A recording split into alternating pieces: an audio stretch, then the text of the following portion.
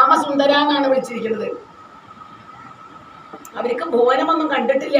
അവർക്ക് വിദ്യാഭ്യാസം കുറവാണ്, ഗ്രാമത്തിലുള്ളവരാണ്. പക്ഷെ രുക്മിണി പഠിപ്പുള്ളവളാണ്, അവൾക്ക് ഭുവനത്തിനെ പറ്റിയൊക്കെ അറിയാം. ഹേ ഭുവനസുന്ദര എന്ന് പറഞ്ഞിട്ട് കുറിപ്പ് തുടങ്ങിയിരിക്കുകയാണ്. ഞാൻ അങ്ങയുടെ ഗുണഗണങ്ങൾ കേട്ട് കേട്ട് അങ്ങയിൽ അനുരക്തയായിട്ടുള്ള രാജകുമാരിയാണ്. എനിക്ക് അങ്ങയെ മാത്രമേ കല്യാണം കഴിക്കണ്ടൂ, അല്ലെങ്കിൽ ഞാൻ എൻ്റെ എത്ര ജന്മം എടുക്കേണ്ടി വന്നാലും ഞാൻ ശ്രീകൃഷ്ണനെ മാത്രമേ ഭർത്താവായി വരിക്കുള്ളൂ. അത് 100 ജന്മം എടുക്കേണ്ടി വന്നാലും എനിക്ക് ശ്രീകൃഷ്ണനെ ഭർത്താവായിട്ട് കിട്ടിയിട്ടില്ലെങ്കിൽ ഞാൻ ഉപവസിച്ചിട്ട് ദേഹം വെടിയും. എന്നെ എൻ്റെ ഏട്ടന്മാരിത് എനിക്ക് വിരോധമായിട്ട് ശിശുപാലന് കല്യാണം കഴിച്ചു കൊടുക്കാൻ തീരുമാനിച്ചിരിക്കുകയാണ്. അപ്പോൾ അങ്ങക്ക് വെച്ചിട്ടുള്ള ഈ സമ്മാനം അത് ശിശുപാലൻ തട്ടിയെടുക്കും മുമ്പ് അങ്ങ് വന്ന് എന്നെ രക്ഷിക്കണം, എന്നെ കല്യാണം കഴിക്കണം.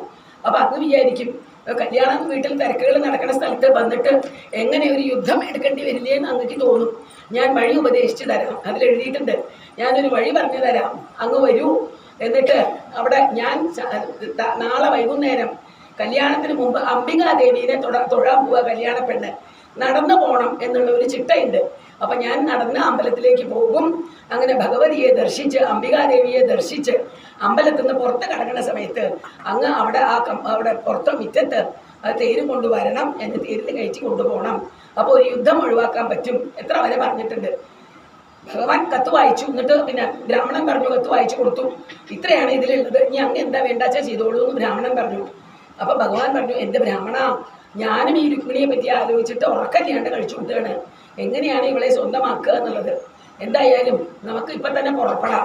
അങ്ങനെ അദ്ദേഹത്തിൻ്റെ തേര് ദാരുകൻ എന്ന് പറഞ്ഞ സാരഥി, പുഷ്പകൻ, വലാഹൻ എന്ന് പറഞ്ഞിട്ടുള്ള കുതിരകൾ, അതിഭയങ്കര മനോവേഗതയോട് കൂടിയിട്ടുള്ള സ്പീഡുള്ള വേഗതയുള്ള കുതിരകളെ കൂട്ടിയിട്ടുള്ള തേരിൽ രാത്രിക്ക് രാത്രി അവരവിടെ കുന്തിനത്തിൽ എത്തി, രുക്മിണിയുടെ സ്ഥലത്ത് എത്തി. ബലരാമൻ അവിടെ ഉണ്ടായിരുന്നില്ല.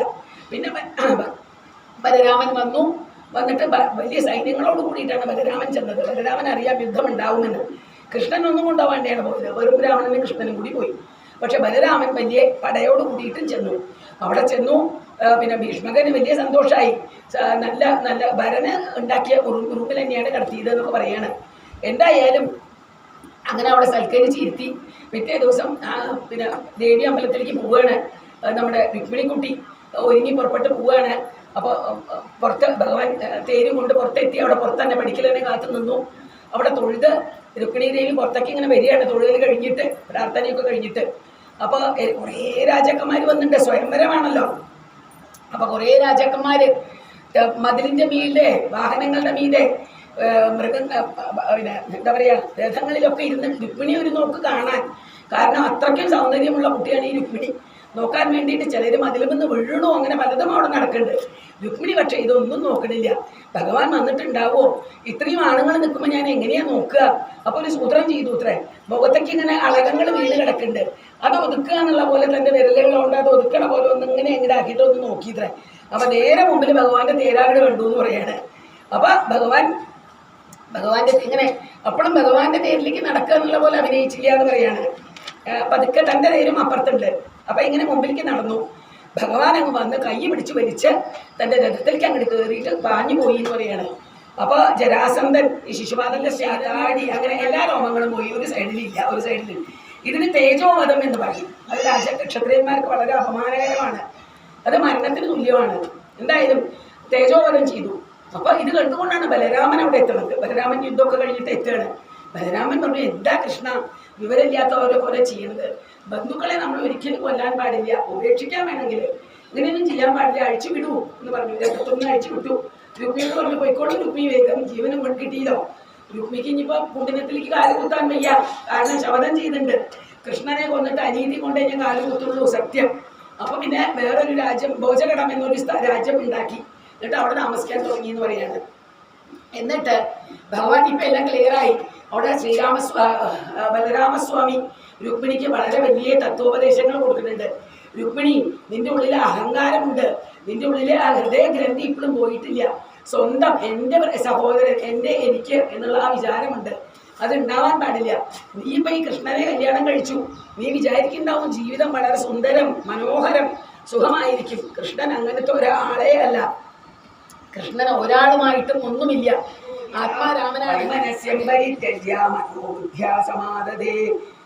പ്രാണാവശേഷ ഉത്സൃഷ്ടോ ദ്വിർഹതവലപ്രഭ സ്മരൻ വിരൂപകരണം വിദഗ്ധാത്മമനോരഥ ചക്രേ ഭോജകടം നാമ നിവാസായ മഹത്പുരം അഹത്വാ ദുർമതീം കൃഷ്ണമപ്രത്യുഹേ വീയസീം കുണ്ഡിനം ന പ്രവേക്ഷ്യാമീത്യുക്ത്വാ തത്രാവസുദൃശ ഭഗവാൻ ഭീഷ്മകസുതാം ഏവം നിർജിത്യ ഭൂമിവാൻ പുരമാനീയ വിധിവത് ഉഭയേ മേ ഗുരുദ്വഹ സർവത്ര ഗോവിന്ദനാമസങ്കീർത്തനം ഗോവിന്ദ ഗോവിന്ദ ഭഗവാൻ ഭീഷ്മകസുതാം ഏവം നിർജിത്യ ഭൂമിവാൻ പുരമാനീയ വിധിവൽ ഉഭയേ മേ ഗുരുദ്വഹ സർവത്ര ഗോവിന്ദനാമസങ്കീർത്തനം ഗോവിന്ദ ഗോവിന്ദ ഹരേ നാരായണ ഹരേ നാരായണ ഹരേ നാരായണ ഹരേ നാരായണ ഹരേ നാരായണ ഹരേ നാരായണ ഹരേ നാരായണ ഹരേ നാരായണ തദാ മഹോത്സവോ നൃണാം യദുപുര്യാം ഗൃഹേ ഗൃഹേ അമോദനന്യഭാവാനാം കൃഷ്ണേ യദുപദൗ കൃപ നരാനാര്യശ്ച മുദിതാമൃഷ്ടമണികുണ്ടല പാരിവരസമുപാരോ ചിത്രവാസസോ സാ വൃഷ്യപുര്യുത്തമിതേന്ദ്രകേതുഭിർ വിചിത്രമാര്യാമരരത്നതോരണൈ ഭവവൃതിദാരിഭവകൃത്തമംഗളൈ ആപൂർണകുംഭാകരുധൂപദീപകൈ സിക്തമാർഗാമദച്യുദ്ധിർ ആഹൂതപ്രേഷ്ടഭൂഭുജാം ഗജേർദ്വാസുരരാമൃഷ്ടരംഭാഭൂവ ശോഭിത പുരുസൃഞ്ജയകൈകേയ വിദർഭയത്തുസ്കുന്ദയ വിധോമുദിരേ തസ്മിൻ സംഭ്രമാൻ പരിധാവതാം രുക്മിണ്യാഹരണം ശ്രുത്വാ ഗീയമാനം തതസ്തദാ രാജാനോ രാജകന്യാശ്ച ബഭൂവുർവൃഷവിസ്മിതാ ദ്വാരകായാമഭൂരാജൻ മഹാമോദപുരൗകസാം രുക്മിണ്യാരമയോ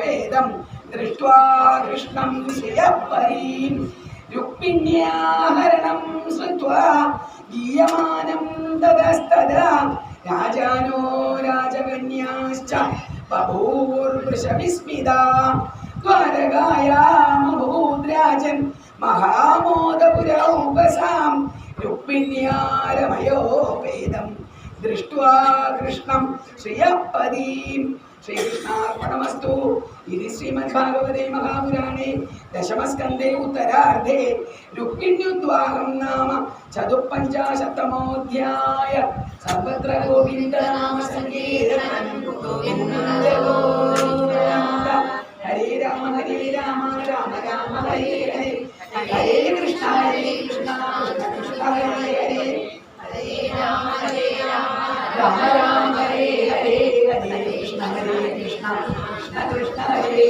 ഹരേ സർവത്ര ഗോവിന്ദനാമസങ്കീർത്തനം ഗോവിന്ദ ഗോവിന്ദ മംഗളം പാടുന്നത് മംഗളം മംഗളം മാരുദേശാം മംഗളം നൽകട്ടെ രണ്ടുപേർക്കും മംഗളമേവർക്കും നേർന്നിടട്ടെ കൃഷ്ണ ഹരേ ജയ കൃഷ്ണ ഹരേ കൃഷ്ണ ഹരേ ജയ കൃഷ്ണ ഹരേ കൃഷ്ണ ഹരേ ജയ കൃഷ്ണ ഹരേ കൃഷ്ണ ഹരേ ജയ ഹരേ മന്മഥ മന്മഥന്മാരുദേശം കൺമണിയാകിയ രുക്മിണിയെ സമ്മോദം വേടി കഴിച്ചു വാണു ചെമ്മേ ഞാൻ മംഗളം നേരിടട്ടെ കൃഷ്ണ ഹരേ ജയ കൃഷ്ണ ഹരേ കൃഷ്ണ ഹരേ ജയ കൃഷ്ണ ഹരേ